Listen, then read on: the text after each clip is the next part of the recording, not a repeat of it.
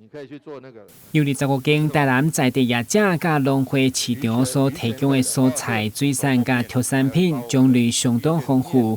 为了让市民甚至全国民众疫情期间透过栽培，得当响应新鲜高当季的特色农产，市长黄伟铁甲农业局长特别做伙开箱小解。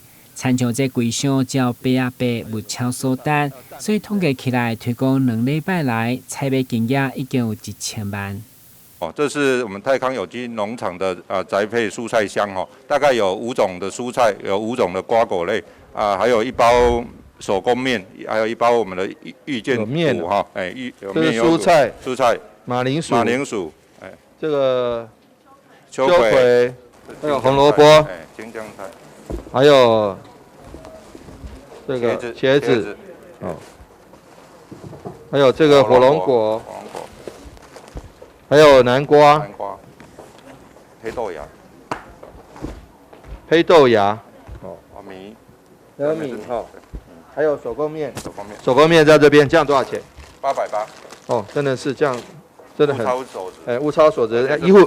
医护人员还打9折，对，警消也打9折，警消医护打9折。好，这个多少钱？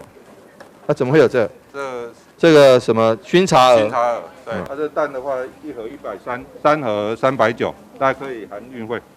所以欢迎各位大家有人订购。我刚刚你这样在讲的时候，我一直在想说，你可以譬如说警消他们直接送到他的派出所去，送到他的消防队，那这样可以团购，可以团购，这样子不用让警消这么忙，还要再去上菜。只要上我们台南市政府农业局的网站，就可以订购到这些9折的产品。也欢迎我们警消医务同仁多多来订购。2个礼拜营业额1000万。这是为了感谢医护人员甲警察、消防疫情期间的辛劳，交出相关证明物件就有9折优惠。